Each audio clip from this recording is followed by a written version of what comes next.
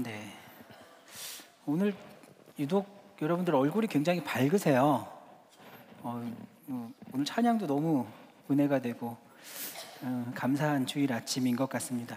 요즘 제가 그런 고민 참 많이 하거든요. 어떤 교회가 좋은 교회인가 하는 고민입니다. 교회의 영광은 어떻게 얻어지는 것인가? 여러분 어떻게 생각하십니까? 어떤 교회가 좋은 교회입니까?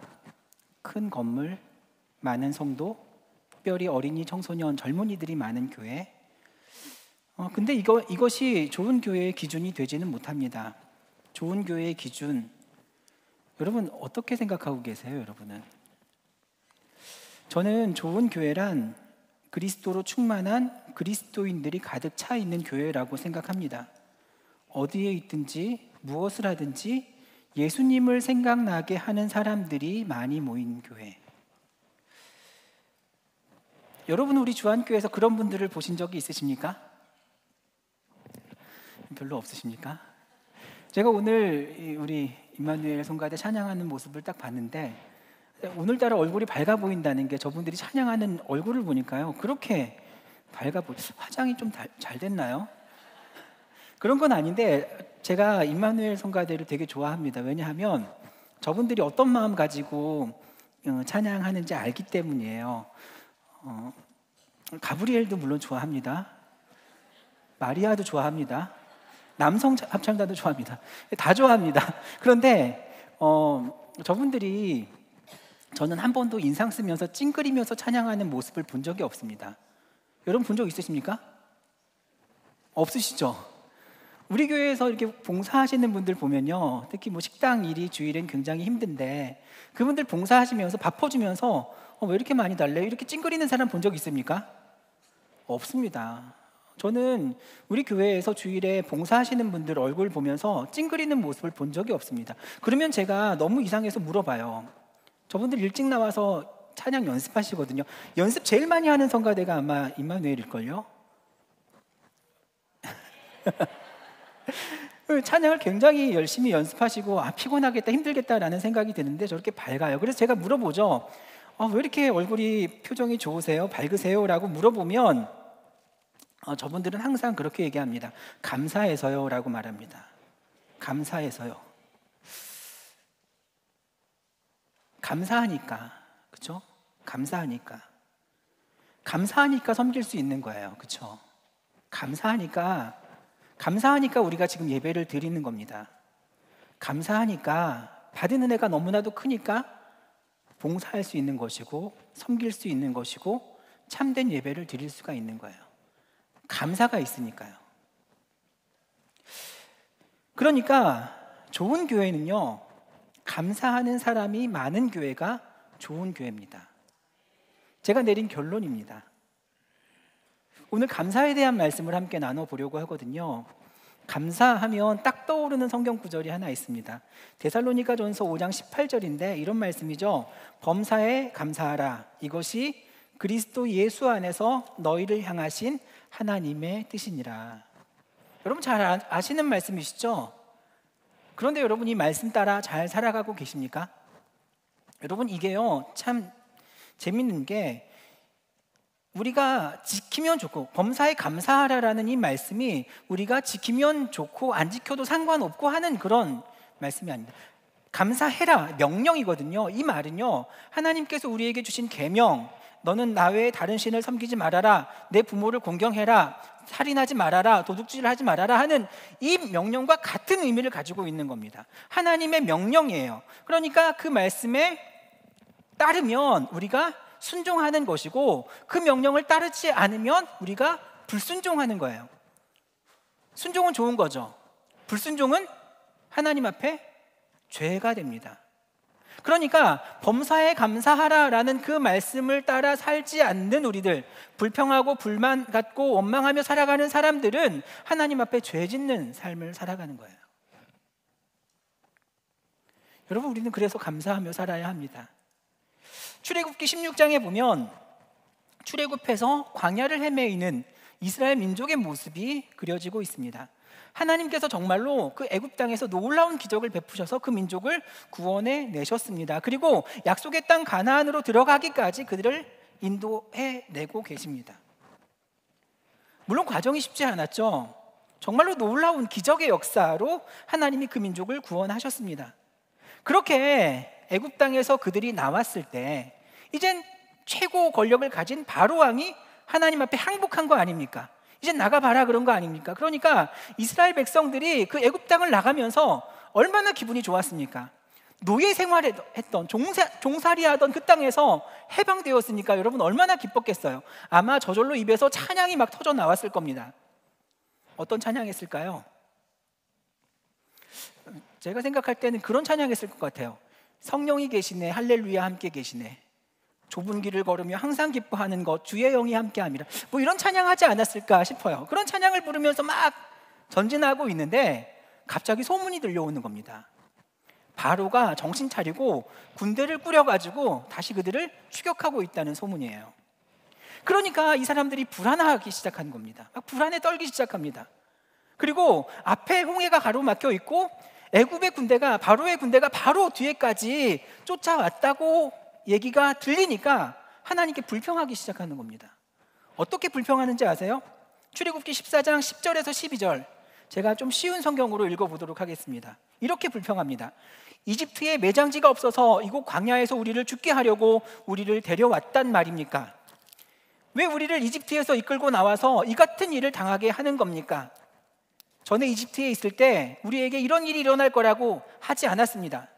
광야에서 죽는 것보다 차라리 이집트에서 종으로 사는 것이 더 나으니 우리를 이집트에 그대로 내버려 두라고 우리가 말하지 않았었습니까?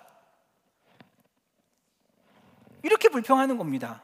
우리가 언제 구해달라고 그랬습니까? 우리가 언제 가나안에 들어가고 싶다고 그랬습니까? 우리가 여기서 사는 게 충분히 만족스러운데 왜 우리를 구원하셔서 이렇게 곤란함에 처하게 하십니까? 제가 하나님의 입장이라면 그냥 한 대씩 다 쥐어받고 다시 돌아가게 했을 겁니다. 근데 하나님이 그렇게 하지 않으세요. 어떻게 하시죠? 홍해를 가르시고 마른 땅을 그들이 지나가게 하시고 애굽의 군대를 그 물에 수장시키시죠. 구원해 주셨습니다. 그렇게 구원함을 경험받았으면 그들은 감사하면서 잠자코 지냈어야 합니다. 그런데 그들이 그렇게 지내던가요? 아니죠. 수르 광야에 들어가서는 마실 물이 없는 것을 두고 우리더러 무엇을 마시라는 말입니까? 왜 물도 안 주십니까? 이렇게 불평을 하는 겁니다. 근데 하나님이 또 그들의 말을 들으시고 마실 물을 내어주시죠. 그런데 이스라엘 백성들은 다시 엘림과 시내 사이에 있는 신광야에 들어가서 또 불평하기 시작합니다. 이번엔 어떤 불평인지 아세요? 이런 겁니다. 출애굽기 16장 2절에서 3절에 하나님께서는 왜 우리를 이집트에서 편안히 죽게 내버려 두지 않으셨는지 모르겠습니다. 거기에는 우리가 먹을 수 있는 양고기 요리와 빵이 가득히 있는데 말입니다. 당신들이 우리 이스라엘 온 무리를 이 광야로 끌고 와서 굶겨 죽이고 있는 것 아닙니까? 먹을 게 없다고 또 이젠 불평을 하는 겁니다. 근데 여러분, 이들의 말을 가만히 들어보십시오. 좀 이상합니다. 마치 자기네가 애굽에서 잘 먹고 잘 사는 것처럼 이야기하고 있습니다. 전혀 그렇게 살지 못했으면서 야, 옛날 우리 기억나? 애굽에서 살았을 때 말이야, 뭐 이렇게 말하는 거예요. 그들이 한 가지 사실을 잊고 있었어요. 그들은 애굽의 시민이 아니라 애굽의 노예였습니다. 종이었습니다. 자기 주제도 모르고 계속해서 먹을 것이 없다고 불평하는 그들, 하나님은 정말로 속도 없으시지 그들에게 만나와 메추라기를 공급해 주십니다.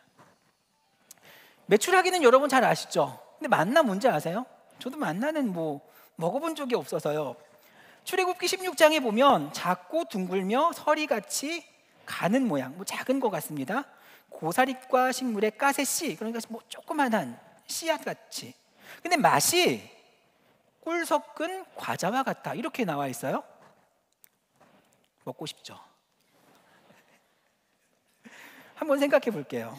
지금 이스라엘 백성들은요, 배고파 죽을 지경이고 하나님은 기적적으로 그들에게 만나를 내려주셨습니다. 하늘에서 내린 양식입니다. 그러니까 이 땅에서는 자기네들이 듣도 보도 먹어보지도 못했던 음식이 쏟아지는 겁니다. 처음 그날은 얼마나 기분이 좋았겠습니까? 매일매일 먹는데 이게 질리지가 않는 겁니다. 먹을 때마다 맛있는 겁니다. 근데요, 그게 오래가지 못해요. 금방 그들이 불평하기 시작합니다. 민수기 11장 4절에서 6절에 이런 말씀이 있어요. 제가 읽어볼게요. 백성 가운데 있던 어중이 떠중이 무리가 탐욕을 품자 이윽고 이스라엘 백성도 울며 불평을 터뜨렸다. 어째서 우리는 고기를 먹을 수 없는 거지? 이집트에서는 오이와 수박, 부추와 양파와 마늘은 말할 것도 없고 생선까지도 공짜로 먹었는데 말이야. 여기에는 맛있는 것이 하나도 없다. 우리가 먹을 것이라고는 온통 만나뿐이다. 기가 막히지 않습니까, 여러분? 온 이스라엘 백성들이 불평하기 시작하는데요, 성경에 나와 있는 표현 그대로 보면 이렇게 말해요. 이스라엘 백성들이 자기 장막 앞에 나와서 막 울며 막 불평을 하는 겁니다. 그러니까 모세가 지나가면서 이 집 지나가도 이 집 사람이 우리는 맨날 만나만 먹는다고 막 울고 있고, 저 집 가도 우리는 고기 먹고 싶은데 왜 맨날 우리 만나 먹어야 되냐고 막 울고 있고, 그러니까 이게 심각한 겁니다. 굉장히 심각해졌으니까 모세가 하나님께 기도를 하는 거예요. 민수기 11장 11절에서 15절 제가 읽겠습니다. 모세가 하나님께 이렇게 기도합니다. 잘 들어보세요. 어찌하여 저를 이렇게 대하십니까? 제가 이런 대접 받을 만한 일을 하나님께 한 적이 있습니까? 제가 이들을 낳았습니까? 제가 이들의 어미라도 된단 말입니까? 어찌하여 이 백성의 무거운 짐을 저에게 지우십니까? 왜 저에게 아이를 품은 어미처럼 이들을 안고 다니라고 하십니까? 어찌하여 이들의 조상에게 약속하신 땅에 이르기까지 이들을 안고 가라고 하십니까? 이 백성이 모두 고기가 먹고 싶으니 고기를 주십시오라고 불평을 하는데 이들에게 줄 고기가 저에게 어디 있습니까? 이 일은 저 혼자 할 수 있는 일이 아닙니다. 이 백성을 모두 안고 가기가 너무나도 힘듭니다. 저를 이리 대하시려거든 차라리 저를 죽여주십시오. 저는 볼 만큼 보고 겪을 만큼 겪었습니다. 저를 여기서 벗어나게 해 주십시오.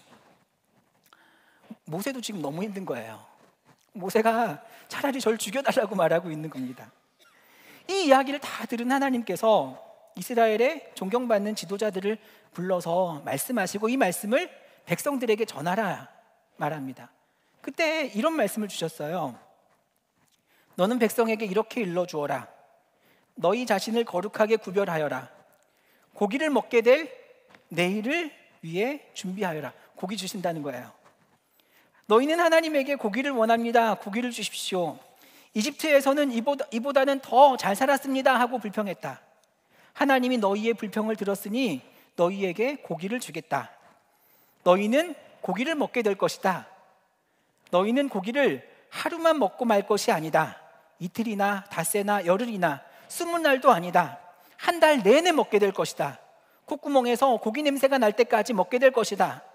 고기 이야기만 나와도 구역질할 만큼 고기에 질리고 말 것이다.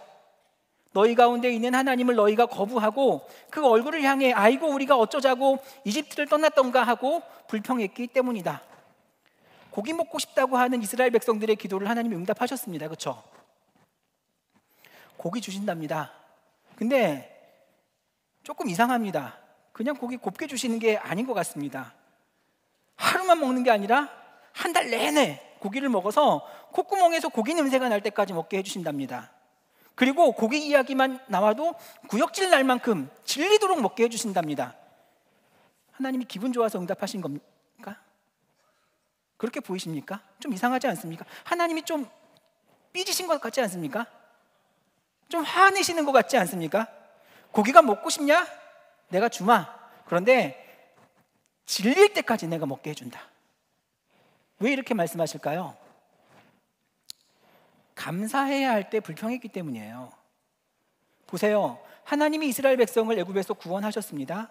그런데 곧 바로의 군대를 보고 이스라엘 백성이 불평합니다. 하나님이 불기둥과 구름기둥으로 그들을 지키시고 안전하게 인도하고 계시는데 하나님의 인도하심을 보지 못하고 뒤에 따라오는 대적을 바라보기 시작한 겁니다. 하나님이 안타까이 여기셔서 그들을 그 대적의 손에서 구원해 주셨습니다. 그런데 곧 그들은 마실 물이 없다고 불평합니다. 하나님이 물을 주셨습니다. 또 불평합니다. 이번에 먹을 것이 없다고 불평합니다. 하나님이 먹을 것을 주셨습니다. 또 불평합니다. 고기 못 먹는다고 불평합니다. 그러니까 이게 계속 반복이 되는 겁니다. 만족이 없습니다. 계속 불평하는 겁니다. 하나님이 듣다 야, 니들 해도 정말 너무한다, 이러는 것 같지 않으십니까? 하나님이요, 여러분, 진짜 뒤끝이 있는 분인데 이 말씀이요 계속 기억하고 있는 거예요.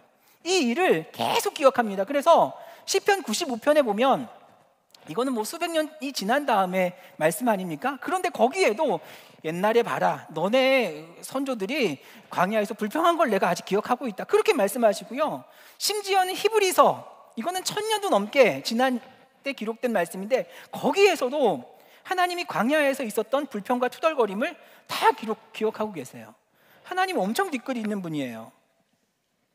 이스라엘이 불평한 거를 잊지를 않으세요. 여러분, 이런 하나님이 이해가 되세요? 잘 이해가 안 되지 않으세요? 근데 저는 이해가 돼요. 아이를 키우는 부모들은 다 이거 이해할걸요? 저희는 그렇습니다. 부모된 입장에서는 아이에게 좋은 것 입히고 싶고 맛있는 것 먹이고 싶고 좋은 집에서 살게 하고 싶습니다. 그런데 그 일을 위해서 우리가 많이 노력하죠. 많이 노력합니다. 근데 그걸 아이들이 알아줬으면 좋겠는데 그거 잘 알아줍니까? 여러분들은 다 효자, 효녀만 두셨군요. 잘 알아주질 못해요. 그러니까 저희 집에 아이들이 셋이 있는데 이제 아침에 집사람이 아이들 유치원 가고 학교 가기 전에 맛있게 음식을 차립니다. 따뜻한 국도 끓이고 뭐 생선도 굽고 밑반찬도 준비해가지고 영양의 균형을 맞게 잘 식단을 준비해서 얘들아 와서 밥 먹어, 딱 이렇게 하고 밥을 차려 놓습니다. 그러면 뭐 첫째 아이, 둘째 아이는 이미 많이 혼나봤기 때문에, 그거 제대로 안 먹으면 혼나는 거 알기 때문에 잘 먹고 갑니다. 근데 막내는 늦게 일어나가지고 식탁에 딱 앉자마자 이렇게 말하는 겁니다.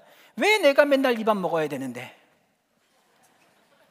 나는 아침에 초콜릿 먹고 싶은데 왜 내가 이 밥을 먹어야 되는데? 이렇게 막 짜증을 저희 아이가 실제로 이렇습니다.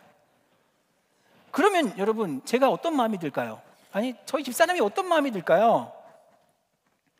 아침부터 일어나서 그 밥한 정성은 생각하지도 않고, 저는요 마음속에 이런 마음이 생기는 거예요. 진짜로 코에서 냄새가 날 때까지 초콜릿이나 먹어라,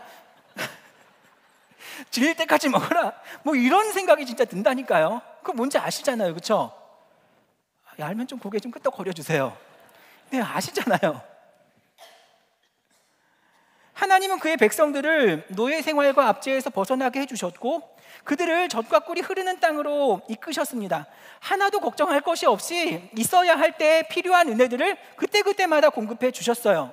그런데 사람들이 이렇게 말하는 겁니다. 하나님, 다 좋습니다, 만족합니다. 그런데요, 음식이 매일매일 똑같습니다. 어제도 만나, 오늘도 만나, 내일도 만나, 지겨워 죽겠습니다. 화나죠. 이렇게 말하는 그들의 마음을 우리가 깊이 파고들면 이런 생각이 있는 거예요. 하나님은 우리를 인도하실 뿐만 아니라 우리의 모든 필요를 채우실 수 있는 분이죠. 그 하나님의 능력을 이스라엘 백성들이 믿고 신뢰하고 따르기를 하나님은 원하고 계셨어요. 그런데 이렇게 불평하는 그 마음 속에는 하나님을 신뢰하기를 거부하고 그 사람들의 마음 속에 하나님의 능력을 인정하지 않는 마음이 있기 때문에 그들이 그렇게 반응하는 거예요. 여러분, 그렇지 않을까요? 하나님을 인정하지 않는 것은 죄입니다. 그렇죠? 하나님의 능력을 의심하는 것은 죄입니다. 하나님이 이끄시는 길이 가장 좋은 길임을 의심하는 게 죄예요. 그분은 우리보다 저만치 앞서가 계시죠? 우리가 보지 못하는 것을 보고 계시죠? 이런 시각에서 우리가 시편 100편 4절 말씀을 보면 이 말씀이 얼마나 귀한 말씀인가를 알게 돼요. 감사함으로 그 문에 들어가며 찬송함으로 그 궁정에 들어가서 그에게 감사하며 그 이름을 송축할지어다. 감사함으로 그 문에 들어갈 수 있대요. 근데 그 문이 어떤 문이에요? 여러분 잘 아는 문이죠. 두들기면 열리는 문이에요. 두들기면 열리는 문인데, 그때 열린 문으로부터 시작되는 세계는 이전에는 내가 알지 못했던 크고 놀라운 영적인 비밀이 감춰져 있는 세계입니다. 그러니까요, 감사하는 자만이 그 문을 열 수 있다. 불평을 가지고 나온 사람은 그 은혜를 경험할 수가 없는 거예요. 그러니까 예배에 나올 때도 감사함으로 나오는 사람과 불평함으로 나오는 사람의 차이는 엄청나게 큰 것이죠. 감사하는 자만이 그 은혜를 알 수 있는 거예요. 여러분, 감사하며 사시길 바랍니다. 제가 군대 갔다 온 거 아시죠? 저 군대 갔다 왔습니다. 무려 저는 해군을 다녀왔습니다. 해군입니다. 그런데 제가 군대 처음 갔을 때요, 너무 힘들었습니다. 제가 군대 생활을 하면서 저는 원래 굉장히 긍정적인 사람이기 때문에 웬만큼 힘든 데는 잘 적응을 합니다. 그런데 군대에 가서는요, 한 일주일, 2주일 동안은 여기가 지옥이구나라는 생각이 드는 겁니다. 왜냐하면 누구 하나 저에게 친절하게 말해주는 사람이 없습니다. 몸이 힘든데 마음이 더 힘든 거예요. 아침에 눈을 떠보면 진짜 가슴이 탁탁 막히고 오늘 하루는 어떻게 지나갈까 하는 생각이 들고요. 뭐 이런 게 저런 게 다 힘들면 먹을 거라도 잘 나오면 위로가 되겠는데 먹을 음식을 주질 않는 겁니다. 제가 음식 가리는 사람 아닌 거 잘 아시죠? 제가 음식 잘 가리지 않습니다. 그런데 제가 유일하게 싫어하는 게 있는데 그 비린내가 나는 생선을 좀 싫어합니다.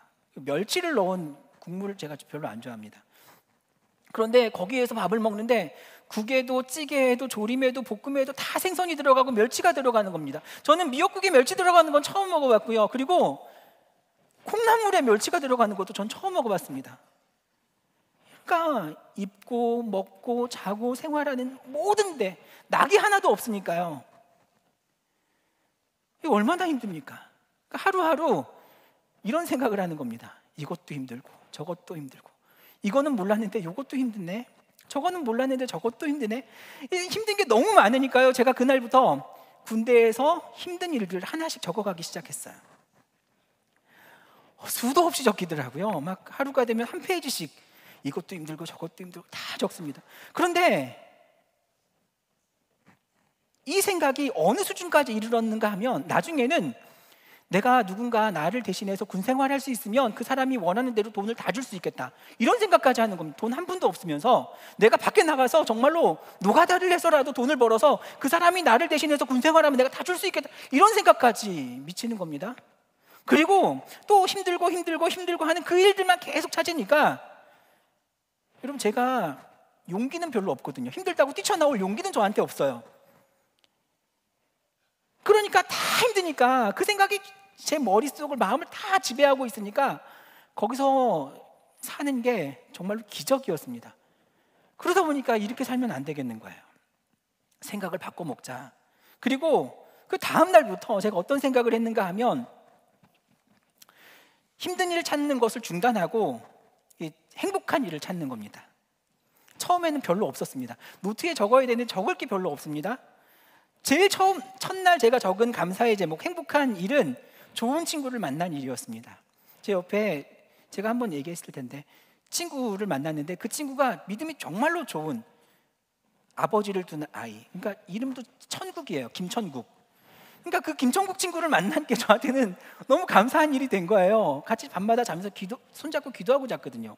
그 친구 천국이를 만난 일, 그리고 시간은 5분이었지만 따뜻한 물로 목욕할 수 있는 것도 너무 감사한 일이었더라고요. 그리고 밥을 제대로 못 먹으니까 거울 볼 때마다 나날이 날씬해져 가고 있는 제 모습을 보는 것도 너무 감사한 일이에요. 제가 청소를 잘 못했는데, 원래 해군이 여러분 청소 굉장히 잘합니다. 배를 깨끗이 닦아야 되기 때문에. 그래서 걸레질을 배우는데 제가 봐도 기가 막히게 걸레질을 제가 하는 거예요. 지금도 집에서 걸레질은 제가 합니다. 진짜 잘합니다. 하루하루 늘어가는 실력을 보면서, 야, 내가 군대에서 정말로 배우는 것도 있구나, 감사. 예전에는 어머니의 사랑에 대한 감사를 제가 잘 몰랐거든요. 근데 거기 가니까 밤하늘에 떠있는 달만 봐도 엄마 얼굴이 떠오르는 거예요. 그리고 엄마가 보고플 때 엄마 사진 꺼내놓고, 이 노래가 저는 그렇게 눈물 나는 노래인지 처음 알았거든요. 근데 거기 가니까 그 노래 누가 부르는 거 듣기만 해도 눈물이 쭉 떨어지는 거예요. 내가 나가면 효도해야지. 이것도 감사의 제목이 되더라고요. 그리고 제가 초봄에 갔기 때문에 날씨가 되게 추웠거든요. 밖에 나가 앉아있는데 그늘에 앉을 때보다 따뜻한 햇빛에 앉을 때 기분이 너무 좋은 거예요. 따뜻한 햇빛에 대한 감사 적고, 그리고 뭐 외울 게 많으니까요, 기억력이 좋아지는 것 같은 거예요. 되게 잘 외우는 거예요. 아, 내가 머리가 이렇게 좋았구나, 자신감도 얻게 된 것도 감사. 그리고 제가 편지를 여러분 잘 씁니다. 편지 굉장히 잘 씁니다. 근데 그 편지를 잘 쓰는 게 언제 제가 생긴 능력인가 하면, 군대에서 생긴 능력입니다. 온 편지 답장해 준다고 그때 막 편지 쓰면서 글쓰기 실력이 그때 늘고, 이것도 감사. 초코파이 반쪽씩 나눠 먹는데 그것도 감사. 매일매일 이렇게 행복한 제목, 감사의 제목을 늘려가다 보니까 나중에는 별로 감사의 제목이 없잖아요. 그러면 길을 쓰고 찾는 거예요. 거기다 적으려고. 나중에 보니까요, 공책 한 권을 감사의 제목으로 가득 채웠더라고요. 불평을 가진 사람들은 감사하기보다는 지금과는 달라졌으면 하는 그 일에 초점을 맞추게 됩니다. 그러다 보니까 감사할 제목보다 더 많은 불평할 조건들을 찾고 그 일에 힘들어하는 사람들이 참 많아요. 그런데 힘든 상황에서도 감사의 제목을 찾는 사람들에게는 그 감사가 더 잘 보입니다. 그러니까 여러분, 외국의 힘든 나라에 선교 나갔다 온 사람들이 감사를 회복하게 되는 경우가 참 많거든요. 그 사람들의 삶과 내 삶을 비교해 보니까 내가 그동안에는 불평할 일이라고 생각했던 일이 오히려 감사할 일이었다는 것을 알게 돼요. 제가 지금은 신방을 잘 하지 않지만 예전에 신방할 때는 그런 일이 있었습니다. 뭐냐면 우리 교회 분들이 어려운 분들도 참 많으세요. 여러분 혹시 저희 집에 와본 적 있으세요? 없으시죠? 저희 집 굉장히 넓고 좋습니다. 모르셨죠? 저희 5 식구가 살기에 부족함이 없게 넓은 집을 교회에서 마련해 주셨습니다. 그러니까 또 여러분 또 잘못 생각하셔서 한 100평, 200평에 사나 보다 이렇게 생각하지 마십시오.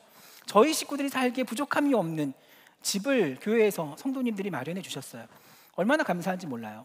그런데 제가 너무 좋은 집에 살고 있다는 게 미안할 때가 있어요. 그게 언젠가 하면 정말로 힘든 가정을 제가 신방하고 돌아왔을 때, 겨울에 제대로 난방도 못하는 집을 사는 권사님 댁에 방문하고 돌아왔을 때는 제가 미안한 거예요. 난방도 못 키겠는 거예요.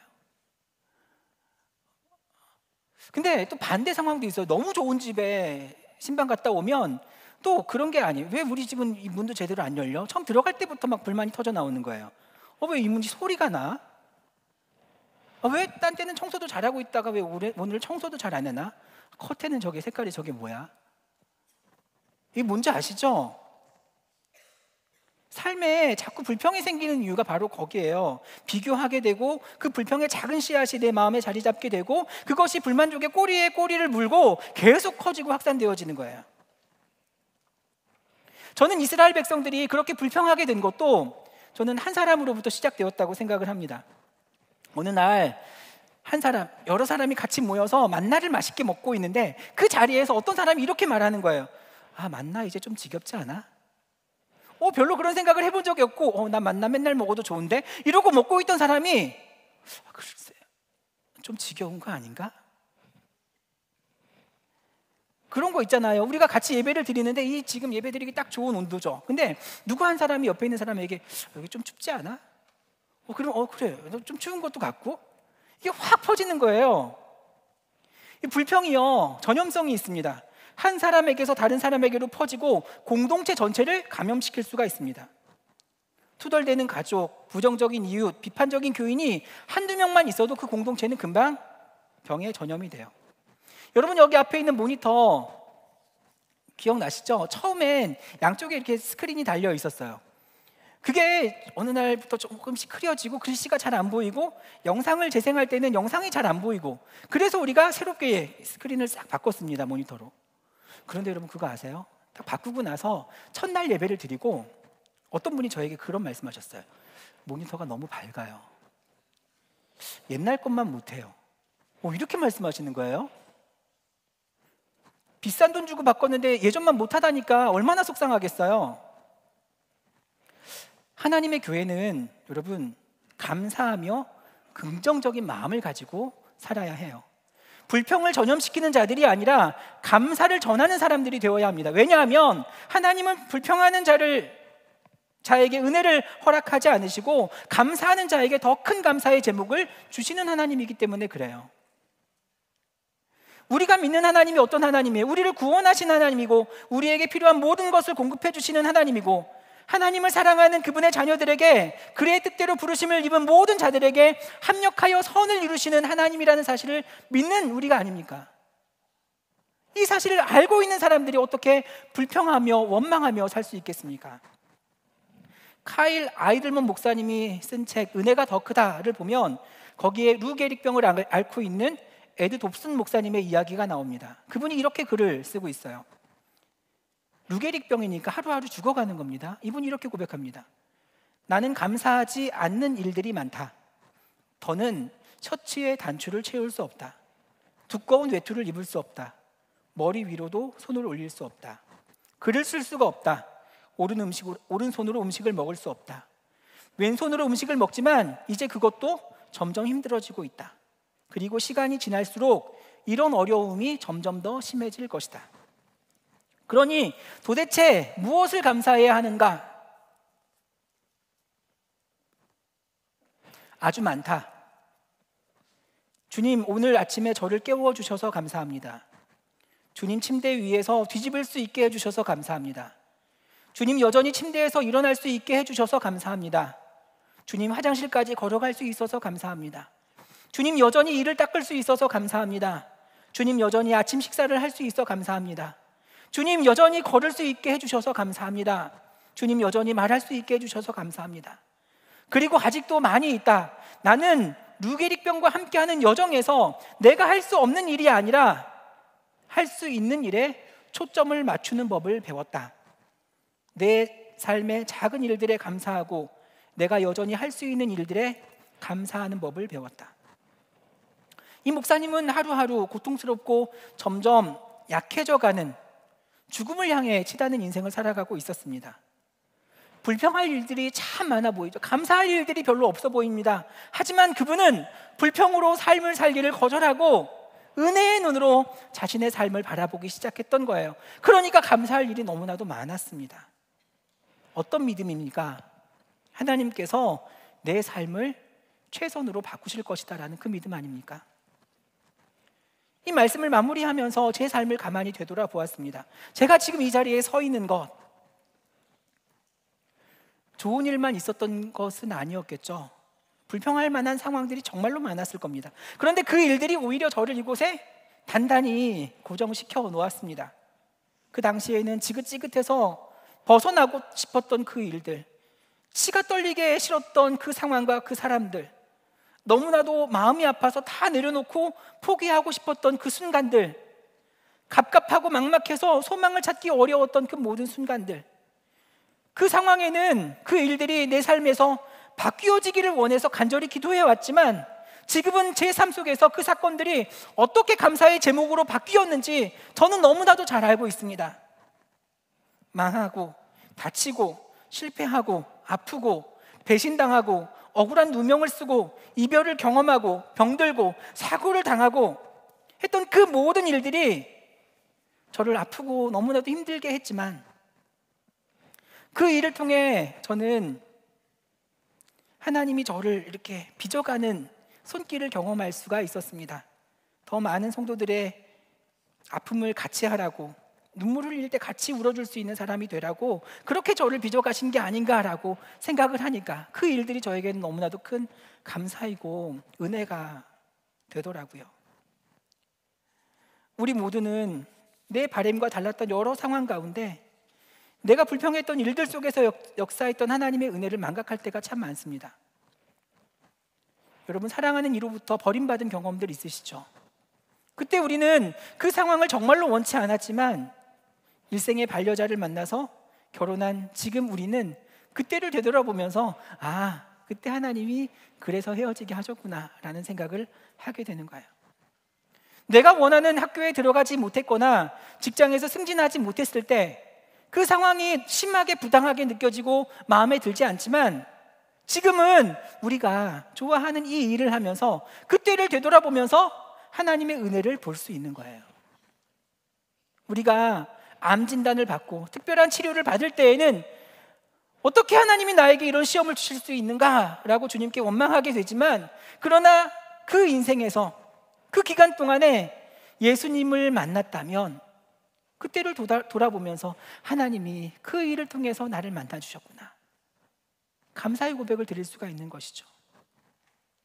그러고 보면 하나님의 은혜는 항상 우리의 삶과 함께 동행하고 있었는데 우리가 불평한다고 원망한다고 감사하지 못했던 게 아닐까요?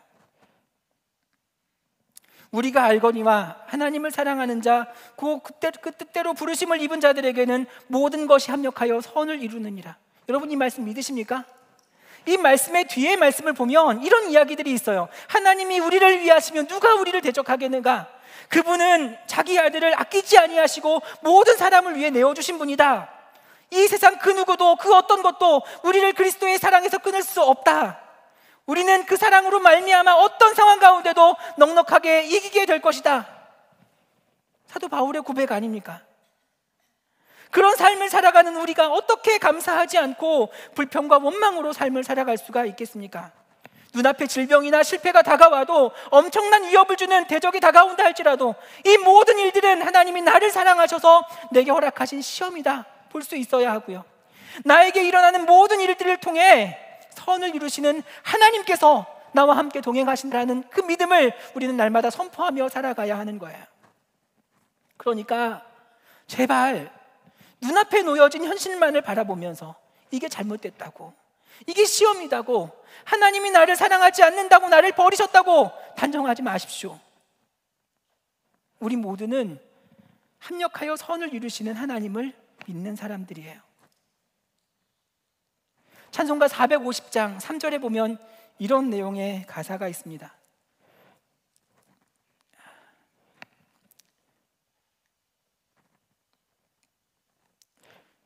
같이 불러볼까요?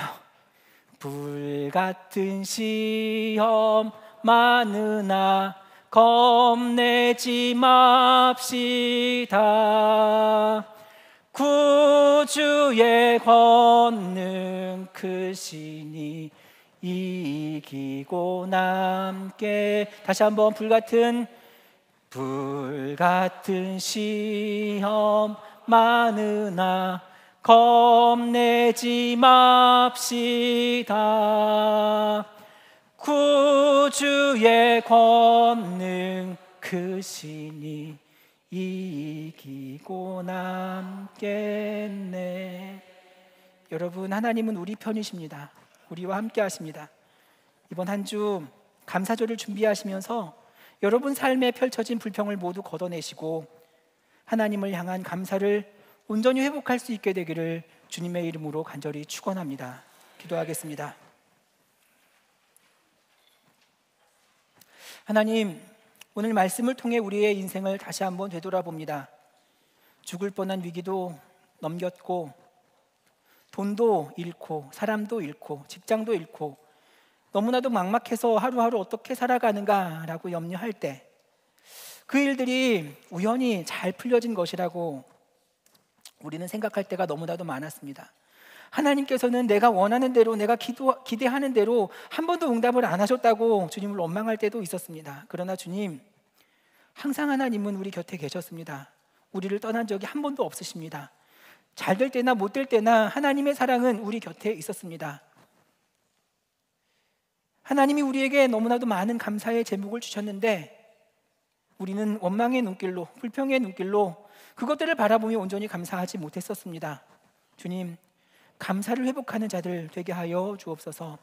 감사 없는 내 마음을 용서하여 주시고 이제 우리 모두가 날마다 감사하며 사는 삶을 살 수 있게 해 주십시오. 예수님의 이름으로 기도합니다.